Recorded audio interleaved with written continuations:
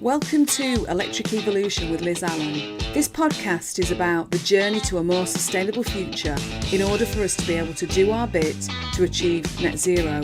I'll be discussing a variety of topics with experts in their field in order to educate and increase our knowledge of clean energy, electric vehicles and the electric vehicle infrastructure.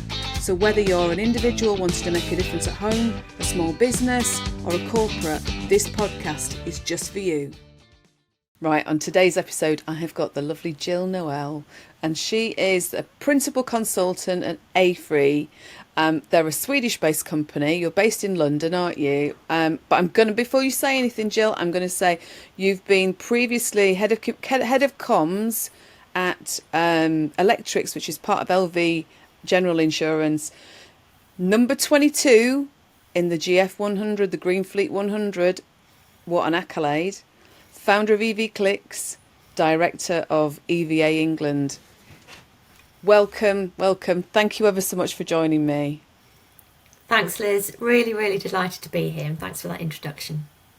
But look, I mean, these are massive accolades. We've got to actually start with this, haven't we, before we even go into all the work that you're doing now. But number 22 in the GF 100, that is fantastic, really.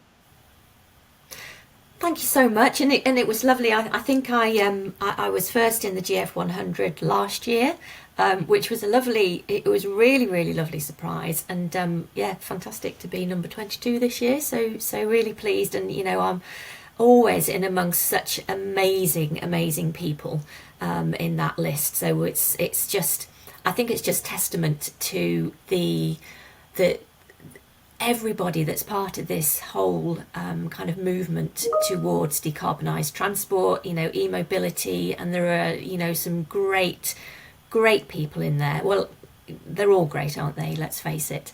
And it's just, I just love being part of that whole community.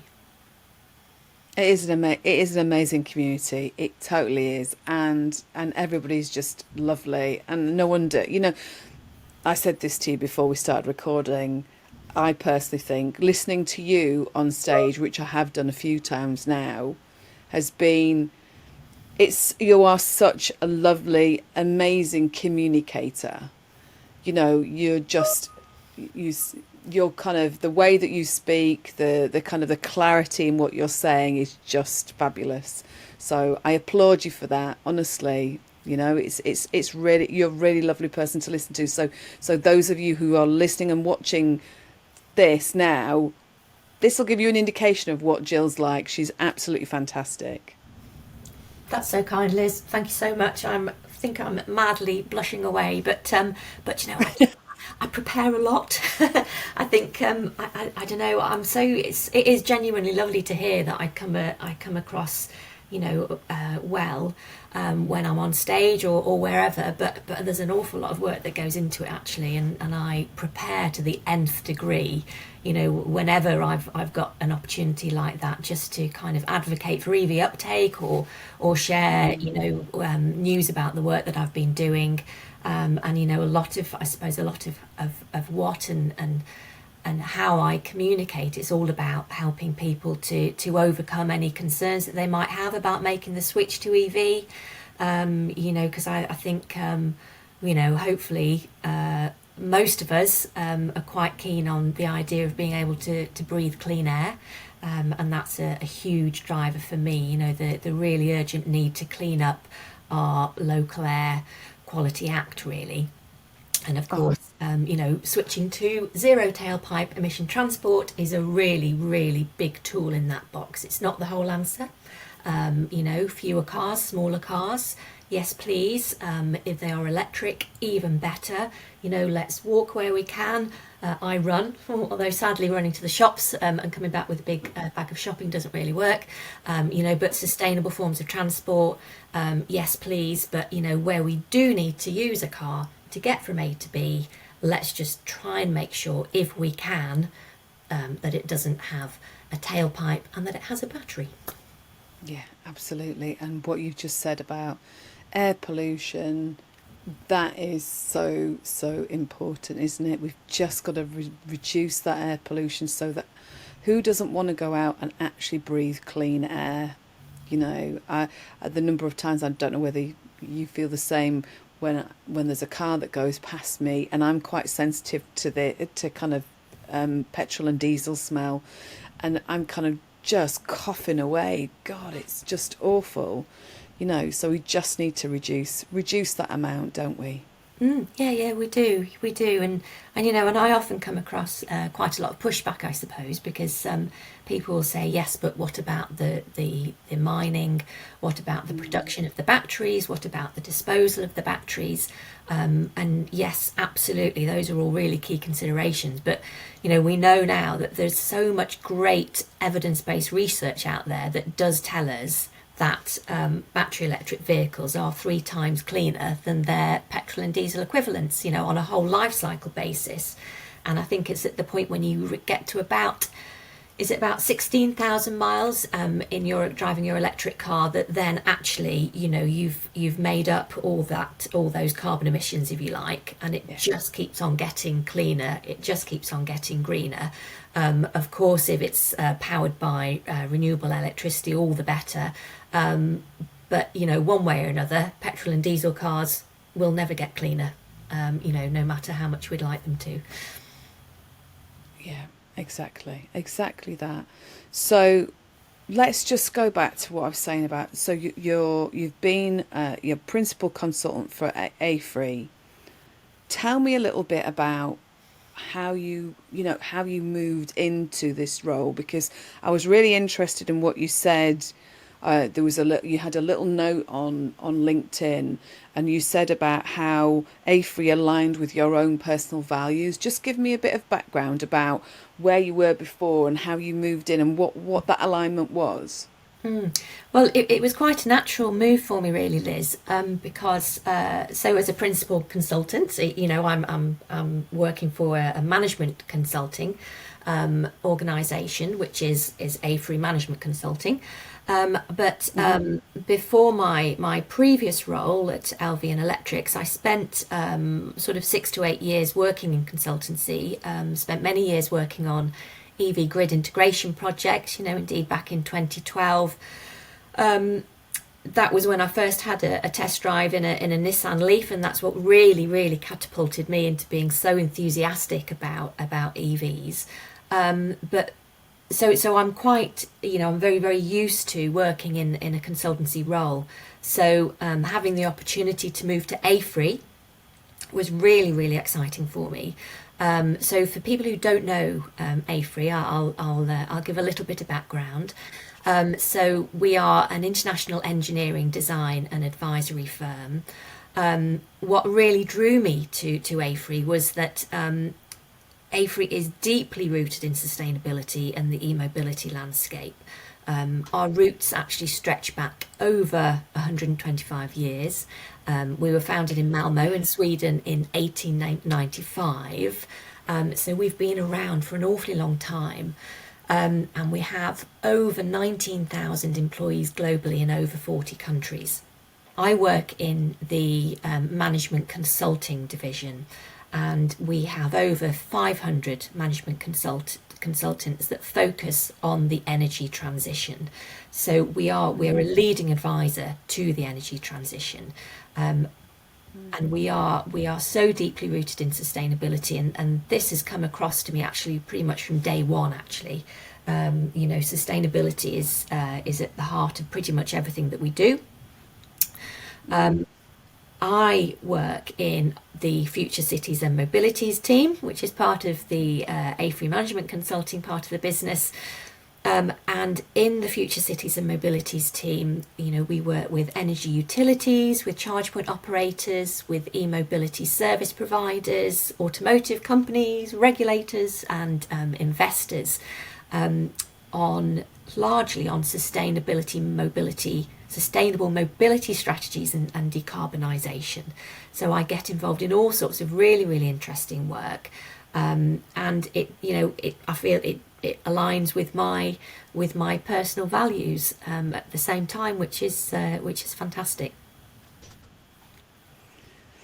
So you've been there since kind of for quite a few months now, haven't you? What would you say the number one thing, when you go into a company and you first start there, was it the values that you kind of obviously aligned with straight away, or were there other things that you thought, kind of as you go through and you kind of go, oh, well, that's all right. Oh yeah, were there things that you didn't know that they did that you kind of just all of a sudden went, oh my God? Yeah, totally. I discover new things that AFRY does, or pretty much definitely on a weekly basis. And I think for the first few days and weeks, it was almost on a daily basis. So other parts of the business have been involved in designing public charge points. We've been involved in designing electric cars, and it sounds crazy. I didn't know this before I started working for the company. So we have a whole kind of design studio as part of the business as well that gets involved in all this remarkably exciting stuff. And because I suppose one of the benefits of being a global organisation is that we can call on the local expertise from our country experts in all the project work that we do. So we've worked a lot with charge point operators in Europe, for example, to help them build out their charging networks, to help them with new market entry assessments. And things like that, and the beauty of it is that we have local country experts across Europe and beyond. So perhaps what sets us apart from other consultancies is that we can offer really, really deep market insight in all aspects of our work. And what I did get very excited about when not long after I started was finding out about our EV uptake and charging infrastructure models and our power market modelling tools that can deliver really, really tailored electricity market price projections. So it's all that kind of it's the market modelling side of the business as well that I think that really sets us apart. And when I talk about kind of the e-mobility and EV work that we do as well, we go far wider than that. So for example, we look at total cost of ownership models across all fuel types, and we can advise on the infrastructure needed to decarbonise operations across not only road but also aviation and maritime. So we go kind of very wide on the whole decarbonisation front as well. That's brilliant. And I was going to say, you when you were talking about the market experts, that will make a massive difference dependent on that market, won't it? Because if you've got them entrenched in there and they've got all of that knowledge and the local language even, that's kind of very deep and rich information that you can provide to your clients, can't you? Yeah. And on the regulation side as well, the regulatory considerations are of course, vary across borders, across countries as well. So yes, us having those kind of local experts is really, really helpful. Absolutely. So go on, tell me what a typical day in the life of Jill Noel is then at the moment. So of course I have a full day pretty much with the children before I even sit down at my desk, getting them off to school and out of the door on time, and then I can sit down and have my second cup of coffee and get started on whatever proposal it may be. So I do a lot of work, sort of working with teams to bring proposals together. I do a lot of getting more and more involved in project work as well. So we're doing a very interesting work at the moment looking at vehicle to everything and the impact of vehicle to everything on the GB electricity system alongside other forms of demand side response. So lots of really interesting stakeholder interviews going on at the moment on that front. We are looking to get involved in some energy network innovation projects as well. So lots of proposals underway on that front at the moment. But a big part of my role as well is really trying to raise the profile of AFRY and AFRY Management Consulting in the UK, just to kind of, I suppose, let people know that we're here, let people know that I'm here to help them, and yeah, I think it's just a really, really exciting time, isn't it? And doing the usual as well, I suppose, getting out and networking whenever the opportunity arises. Absolutely, and yeah, there are a lot of those opportunities, aren't there, as well? Yeah, indeed, and I think there's one event coming up actually, that sadly I'm not able to attend, but luckily somebody in my team is going to be able to go along. So yes, it's always going to be the case that if I can't be there, then I'll make sure that somebody from the team can be there. But for sure, there's lots of exciting events coming up. Sort of later on this year, we've got the Transport and Energy Forum, and we're really, really pleased to be in a position to sponsor that event this year. So very, very much looking forward to that in November. And we're also going to be involved in the EV Summit as well, that's coming up in the summer in Oxford. I travelled to Oxford, to our offices in Oxford, and it's literally just over the road from AFRY's office in Oxford. So very excited for that event as well. Yeah, there are, like I say, there's some fantastic events that are being put on. So absolutely. Just going back a second, though, when you were talking about vehicle to everything, and we don't have to go into this in too much detail, but just so in case there are people who are listening and watching that don't realise what that is, can you just explain a little bit? Like I say, don't need to go into too much detail because it is quite detailed, isn't it? What is vehicle to everything then? It kind of says what it does on the tin in a way, doesn't it? Yeah, to a degree. But so if we start with smart charging, so if you have an electric car, if you can charge at home, it's advisable to have a dedicated home charging unit installed, a smart charger. So that will enable you to schedule your charging so that, for example, you can take advantage of off-peak energy tariffs. And the fact that it is smart is to, one, the customer benefit. You can get cheaper charging at home on those lovely off-peak energy tariffs, but it's also intended to protect the low voltage network, to protect the grid. If with lots of cars charging on the low voltage network, then in theory that could become an issue. So smart charging has been implemented in order to manage that impact. So that's a really, really good thing. Vehicle to everything. So there are a few kinds of vehicle to everything. The one that perhaps some people have heard of, or many people have heard of, is vehicle to grid. So this is probably kind of a more technically sophisticated charger that can not only charge your car, but can use this stored energy in your electric car's battery to feed back into the grid to help manage sort of and balance the grid.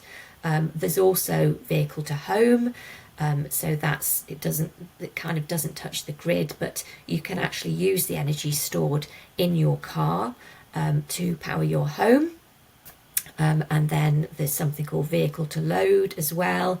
And I think it's the Ioniq 5 does this. I've seen photos of people kind of take their Ioniq 5, their electric car, on a camping trip, and they can use it to power their kettle when they're camping. Or I think I've seen somebody use it to power their vacuum cleaner, for example, at home. So it's really quite neat, and perhaps an unusual thing to do with your electric car, but it certainly can be done with some electric cars. So vehicle to everything, I suppose, is the collective term for vehicle to grid, vehicle to home, and vehicle to load. It's so clever. I just, I was talking to a friend about this at the weekend, actually. I was talking about the vehicle to grid, and I know that Octopus Energy's just introduced a tariff, but it's only being used for a certain number of vehicles at the moment. I think it's those with the CHAdeMO connector, so kind of Nissan Leafs, isn't it? But actually, I was kind of explaining to my friend, because I don't know lots about it. I know a bit, but the idea of being able to kind of use, we've got a battery on our on the side of our house, but it's only 5 kilowatts, but we're talking about our cars like 38.5, so that's massive, isn't it? So, and actually, how many times do you actually have your car sat on your drive if you're working from home? It's just sat there. Like today, my car will be sat there until I go and pick my son up from school, you know but other than that, it is just there overnight. It's just there. So if we can use this massive battery to actually help out either the grid or help out the house, and and it helps with energy independence in the UK as well, doesn't it? So it helps kind of with things like that. So to me, it's one of the most innovative kind of innovations, should I say, that's just been introduced. It's fantastic. Yeah, that's right, and you're right as well, saying that it has historically just been kind of the Nissan Leaf and the ENV 100 200 van that was sort of V2G compatible thanks to its CHAdeMO connector type, but now I think it's more and more CCS vehicles are becoming V2G compatible, which is really, really great news. So CCS is basically all the other electric cars, apart from the Nissan Leaf. Yes. Nissan Leaf. Yeah.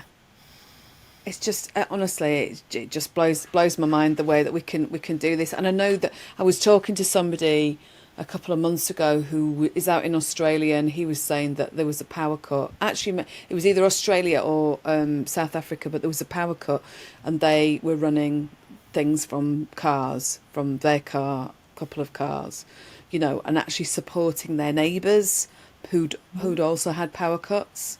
So just think of all these things. We've just got these drivable units that can do all of this stuff, which is just amazing. Yeah, definitely. All that energy that's being stored, why not use it? Because as you say, cars are stationary, electric cars are stationary for most of the time, aren't they? Exactly. So you said that you test drove, like years ago. You test drove. Was it a Leaf that you test drove? Yeah, back in 2012, and Nissan Leaf. Yes, probably that way back then probably had a range of about 75 or 85 miles on a single charge. Yeah. So that in itself is a feat. So did you actually, was that the car that you had for how long did you actually have a Leaf for then? Yeah, so I that was a car that I test drove back then, and then because of the work that I was doing at the time, I had the benefit of driving quite a few electric cars as they came onto the market over the years. But it took me quite a number of years to actually get my own electric car, and that was just when my old Saab diesel 9.3 was written off. I remember the date because it was my son's birthday in December 2018. Somebody drove into it in a car park, so nobody was hurt, which was the main thing, of course. But Thank but goodness, yeah. but that car was gone. So that really kind of catapulted me into EV ownership, and I found a Nissan Leaf on the second-hand market. Thanks, I will give a shout out to Matt Cleveley of Cleveley EV, because he was an absolute superstar, and he went out and found that car for me, which was brilliant because it was across the Christmas period. So it was a remarkable experience getting that car, and that was brilliant. So I had that Nissan Leaf for about 18 months, and it was absolutely fine. Served us very well as our one and only family car. But then I did switch up to a Kia e-Niro, a few years ago, and I still have that car. To be fair, the additional range does make a big difference. So the formal tested range of the Kia e-Niro is about, I think it's 282 miles, and I'd say that actually the real world range is pretty much bang on that in the summer months. I have been known to get over 300 miles on a single charge in summer, which to be fair, I got very excited about that, Liz. Very excited. I bet. See it top 300 miles. And in the winter, because of course in the media we do hear about range drop, which is fair enough. I think people need to go into EV ownership with their eyes wide open, and and in the colder weather the range does drop. But actually for the e-Niro, I would say it drops to about 250 miles, which, I mean, God, for 99.9% of my journeys is way more than I ever need. So it's not very often actually that I need to charge in public, which I'm often disappointed about, to be fair, because I quite enjoy the experience. Yeah, and actually I do. So I'm in a different position to you because we wanted to just get into the EV market, and I was saying to somebody before that I would have loved to have had a Cupra born, but it was just one of those things that actually we part X'd our petrol Golf, and then we got into the Ionic, which the range on the original Ionic isn't massive. So in the winter it's about 165, and in the summer I actually sent my husband a message the other day, and I was like, it's not even summer, and look, it's coming up as 203. Do you know what I mean? So I'm actually looking forward to it being, well, if we actually, when we had a little bit of warm weather recently, didn't we? But I'm looking forward to actually getting to the summer and seeing what we can achieve, Yeah. from the range. But it is an efficient vehicle. But so I do use the charging network, because I have to, if I'm out and about and I have to drive a long way. So last week I was in Ipswich and had to charge, and a lot of the time the charging experience is great. Last week I would say wasn't as great because I got my cable stuck in the car, and that was at 11:30 at night. Oh no. So that wasn't necessarily the best experience, but luckily there was an audio bot on the other end of the phone going, do this, do a handstand and a couple of cartwheels, and then you'll be fine. Oh gosh, yes, that couldn't have been easy for you, Liz. And it's you know, I suppose through my role, not least of all at EVA England, then we do hear about all sorts of issues and challenges with the public charging network, and it's not perfect yet, is it? And it probably will never be perfect, but I like to think that it is getting better. I think I was looking at the numbers actually on ZapMap the other day, and I think we're not far off 60,000 public chargers. Not bad. Which is not bad, and I hear myself saying this so often. It is more than just numbers. It's far more. They have to work. They have to be in the right places. They have to be in the right numbers. They have to be the right charging speeds, because for destination charges, for example, slower, cheaper chargers are great. Um, so it's all kind of location and demand dependent, isn't it, to a degree? And of course they need to be accessible. So there's all sorts of considerations that go into building out a reliable charging network that's fit for purpose. But I guess I'm one of those people that I don't need to rely on the public charging network very often.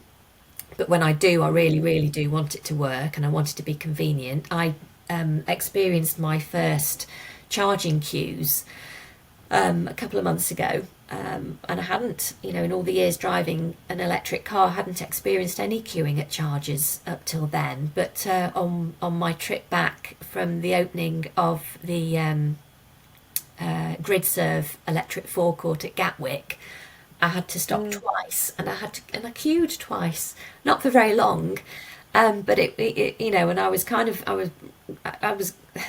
easy for me to say now, but I was glad of the experience. But I certainly wouldn't like to be doing that on a regular basis.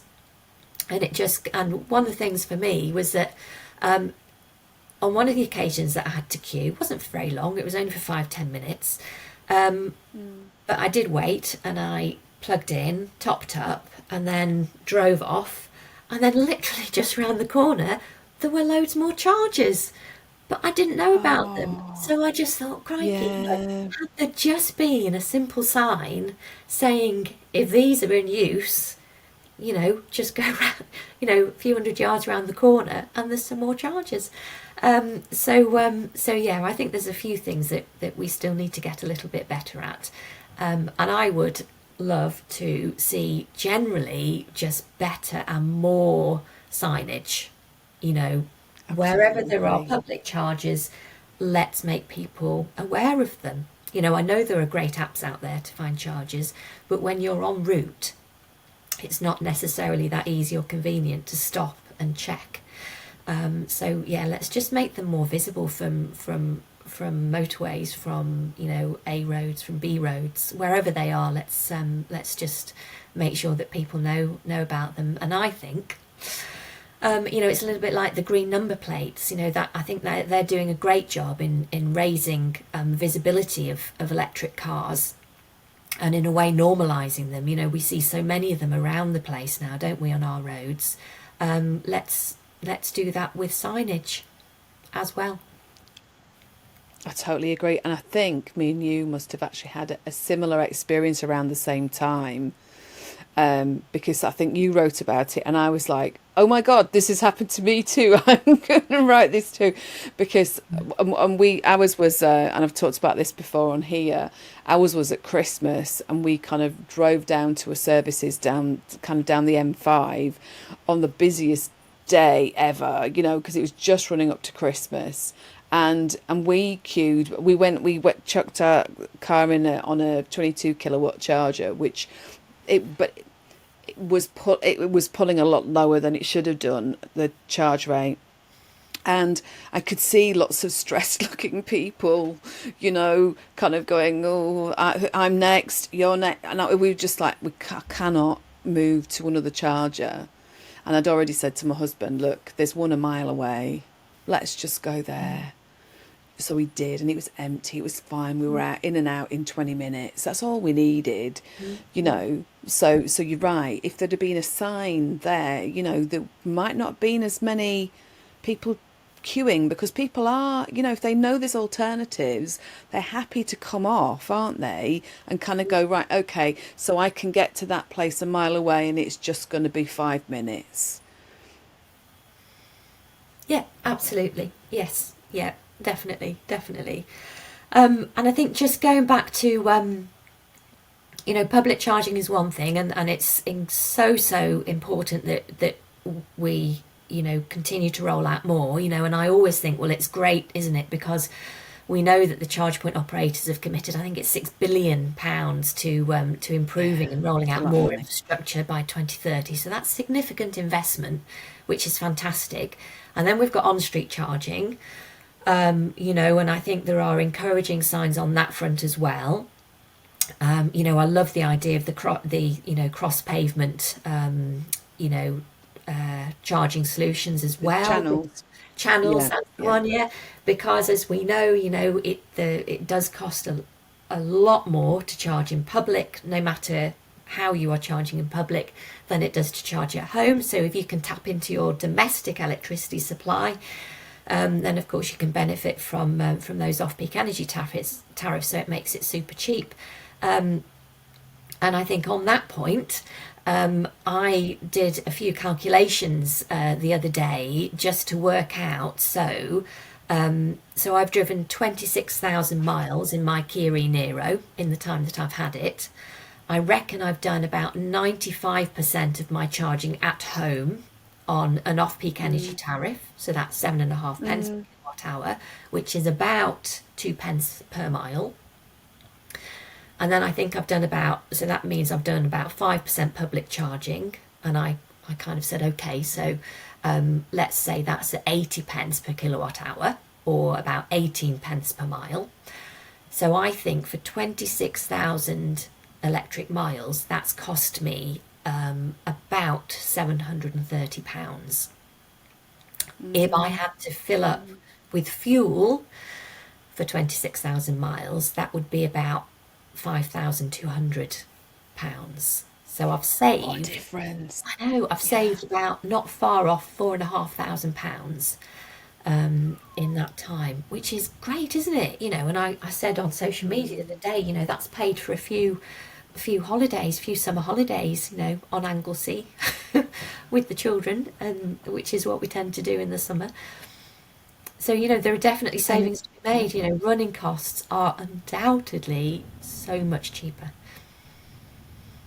And the fact that when you have the vehicle serviced, you can have, I mean, I'm sure people can do this anyway if they've got a petrol car, but we had our car serviced on our drive, Yeah. and it was so easy, and I could carry on my work, and it was great.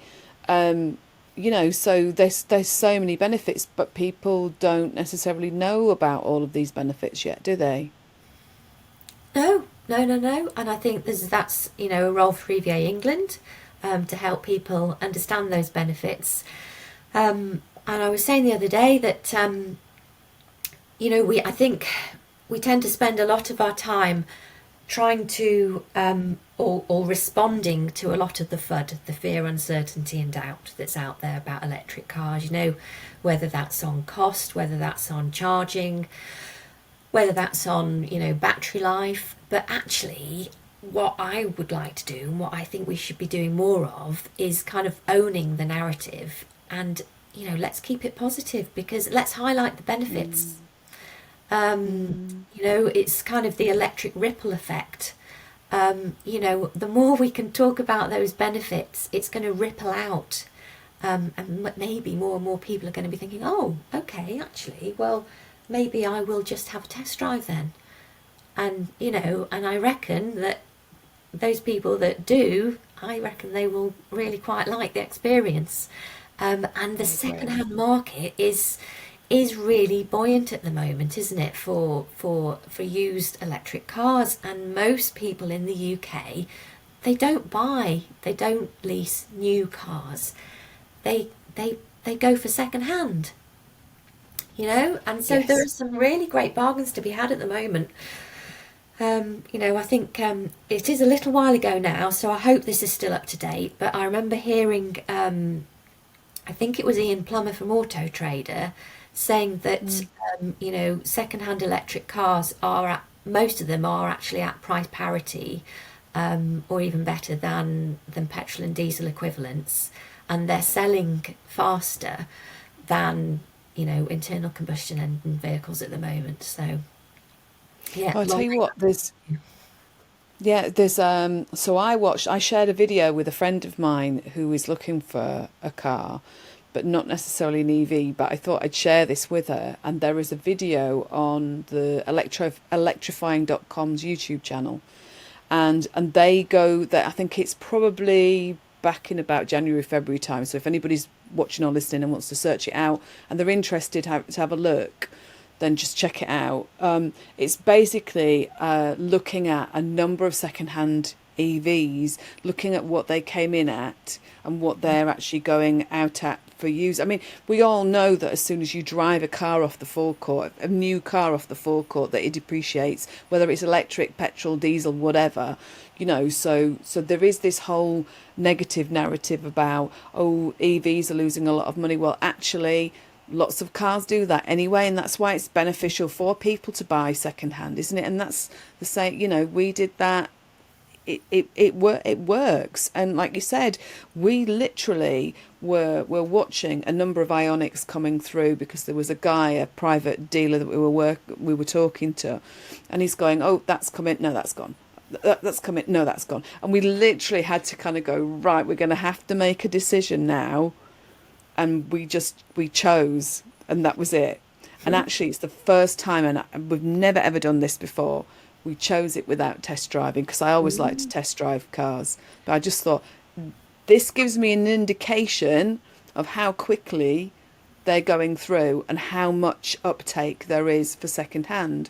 So I just think, yeah, look at Auto Trader and look for electric and just see what there is coming through at your price point. I think that's the main thing, isn't it? Yeah, yeah, yeah, definitely. I must admit, Liz, so when I was deciding which electric car to go for after my Nissan Leaf, I narrowed it down to three, the Kia Niro being one of them, and I spent probably about 5 minutes looking at reviews. I tend to make decisions quite quickly on on big things like that, and I didn't have a test drive. I hadn't even seen one in the metal. The first time that I actually saw a Kia Niro was the day that I basically put down the deposit for it, and then my next door but one neighbour, one turned up on their driveway because they'd just got one, and I was like, oh great, well, that's the car I'm going to get. It's great to see it in the metal. But yeah, very pleased with my choice I nonetheless. was I was going to say they are lovely cars, and I've test driven one when I was doing all my test drives originally, and yeah, it's kind of it is they are lovely cars. I think they're just yeah. Yeah. And so efficient as well. It's just remarkable. And I think that's the thing for anybody that's in the market, whether looking to, because I think it'd probably be wrong not to say actually that if you can get an electric car through a salary sacrifice scheme at work, savings of up to 40% on a normal lease or business leasing, then that's, also really, really good ways to get into an electric vehicle, isn't it? That's fine. So tell me a little bit about what you've been doing with EVA England, because obviously, it's the voice of EV drivers in the UK, isn't it? So can you just tell me a little bit about that, Jill? Yeah, yeah, definitely. So going back to the beginning, so I was a co-founding director of EVA England back in 2020. And when we set ourselves up to be exactly that, Liz, to be the voice of both current and prospective electric car drivers in England. And I think when we first set up, we got quite a few questions as, oh, why England? Well, and that's really, really easy to answer, actually. There's a very, very well established EVA Scotland. I think they must have been going probably about 14 years now, I'm going to say. There's also one in Northern Ireland. I think there's an emerging one in Wales as well, if not already established. And also because the geographies, because of the regulations and so on are different, then I think it's entirely appropriate. So EVA England established in 2020, and we've done a lot of work over the years to really help inform government policy, particularly around the consumer experience of public charging, for example. And we're a membership based organisation, so if you're not a member, then please do think about joining. You'll have access to lots of great information, lots of great tools and guidance, and we also do we have a whole suite of offers on products and services that our members can access. One of the things we're currently doing is that we're really, really taking on board our members' views, and we're looking at, we are producing an EV drivers manifesto. So this is looking at three really, really clear themes across charging. So how do we accelerate the pace of charge point installation? How can we make charging easier? How can we make it cheaper and fairer? We're looking at accessibility. So how do we make sure that all segments of society are brought along on this EV journey? How do we ensure that accessibility standards are enforced? And essentially, how can we make EVs and the charging infrastructure easier to use? And then the third theme that we're looking at in our manifesto is on EV uptake. So what needs to be done? How can we speed up the transition to EV? how can we get more people into EVs, and then how can we get the UK government to support EV manufacturing. So 3 really, really clear themes and 3 really, really kind of big topics there as well. But these are what we're intending to cover in our manifesto, as we are, in all likelihood, coming up to a general election for the UK. Which is perfect timing for a manifesto to come through, isn't it? Especially with that kind of that push.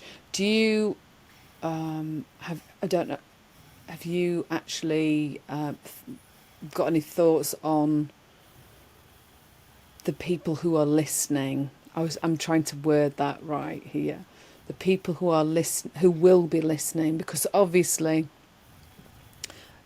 I have my own thoughts about where the general election will go this year, which I may have voiced a couple of times, but maybe not on here. But do you feel that there are parties in government, or maybe the opposition, etc., who are listening to this? Because kind of the last 6 to 12 months hasn't really demonstrated that, has it? I mean, to be fair, so it's our EVA England CEO, James Court, the wonderful James Court, who I know you know and have spoken with, Liz. He's lovely, yeah. Who is so well linked into, to the people that need to be engaged with on that front. So I have every confidence that that through James, EVA England is talking to the right people. And it will be, I think it will be exciting to see the manifesto come together, and we shall look forward to sharing it. That'd be great. Have you got any timeline on that, or is that just kind of like over the next few months kind of thing? Yes, I would say so. Yeah. I know. Sorry, I got you on that one, didn't I? I didn't mean to put you on the spot. Sorry. Oh, goodness me. So just let's kind of finish off by looking at what your thoughts are about what do you want to see happen, you personally, as in Jill Noel. What would you like to see happen over the next 5 to 10 years with EVs and the charging infrastructure in the UK especially? What are your kind of thoughts on what you think what you would like it to look like? Yeah, so the last couple of months, really, the new registrations of EVs have taken a little bit of a dip. But what I find really encouraging is that if you look at the, if you go back a number of years and if you look at the trends over those years, then you can see that diesel is absolutely plummeting, that actually petrol is on a downward track, but battery electric vehicles are on an upward trajectory. So, and I think with the advent of the zero emission vehicle mandate that requires car manufacturers to produce a certain number of electric vehicles, ramping up each year.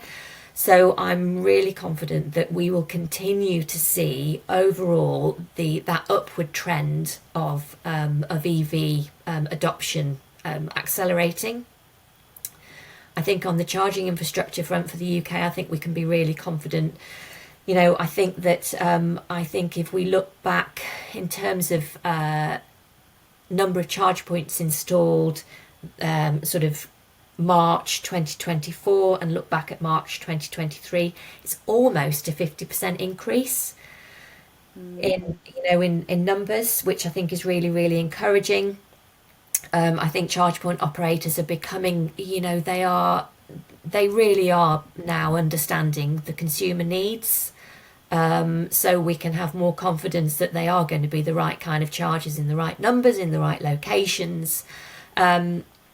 Wouldn't it be lovely, I think, to see those on-street charging solutions really take hold as well, and for local authorities to really get on top and kind of get to grips with what's required, at that very, I suppose, local level, to enable more people without access to off-street parking to charge equitably and relatively easily as well.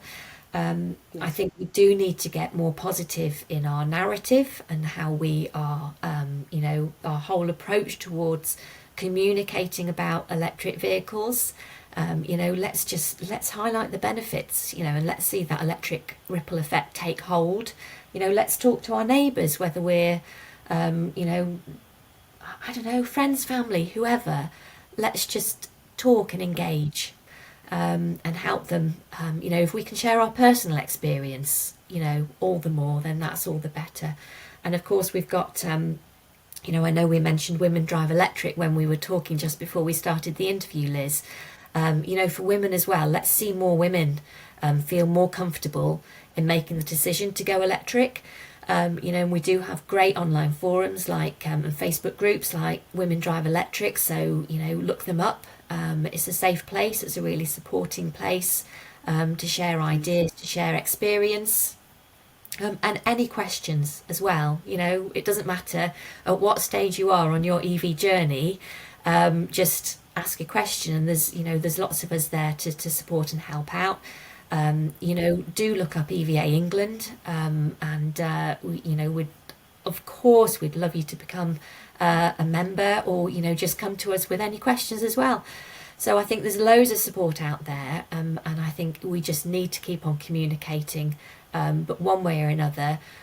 One thing that always sticks in my mind is that a couple of years ago I read, I think it was the Committee on Climate Change said that in the UK we need to reach, I think it was 16 million electric vehicles on our roads by 2030 in order to be in with a chance of meeting our net zero ambitions. I think we are currently on track to achieve between 8 and 10 million. So when you kind of look at it through that lens, then we're not quite there yet. We do still have a long way to go. So I think it's just really important that we don't sit on our laurels, and we all just, so many great people in this space that are willing to collaborate and work together and are doing just that, and let's just continue to do so. Thank you, Jill. Honestly, that was brilliant, and I totally agree. Just going back to what you said about the sales kind of going down at the end of December, I think you always end up seeing a higher push at the end, you said at the end of first quarter. End of December always has a push up, doesn't it? Because people are kind of going, we want to show that we've met our targets at the end of quarter four. And then quarter one, it kind of... So I'd be really interested to see how it goes at the end of quarter two. Yes. And then hopefully we'll see things back on the up again, especially like you said with the ZEV mandate and everything. But listen, it's been brilliant having you on here. I've really enjoyed talking to you. Like I say, you're just always so eloquent and such a positive advocate of EV driving. So thank you again for joining me. Thank you so much, Liz. It's been absolutely brilliant. Thank you. Thank you. And I'm going to share all of your links and everything like that in the show notes. So it's afry.com is the website, afry.com. And obviously Jill's on LinkedIn and everything like that, aren't you? So you're posting quite a lot. So I will share all of that. Thanks, Liz. So to everybody else, I'm going to say thank you for listening and watching, and I will see you next time. Bye-bye. Thanks for watching this episode of Electric Evolution. If you enjoyed it, please don't forget to hit the like and subscribe buttons to stay connected with us. And if you're inspired by our journey towards a sustainable future and want to support our mission on a monthly basis, please check out our Patreon page at patreon.com/Electric Evolution Podcast. Your support really helps us to bring the latest insights and discussions in the world of clean energy, electric vehicles, electric vehicle charging and sustainability to you. If a regular subscription isn't what you're looking for, you can always consider buying us a coffee. Just head over to www.buymeacoffee.com/Electric Evolution Podcast. Every cup helps us to keep the electric evolution moving forwards. And if you're curious about our work in the EV infrastructure sector at Full Circle Continuous Improvement, why not visit us at www.fullcircleci.co.uk to find out more. And if you want to send me a message, you can always email me on liz@fullcircleci.co.uk. And finally, please don't forget to share this podcast if it sparked your interest. And let's keep spreading the word about all of these topics that we're covering. So, until next time, see you soon. Bye!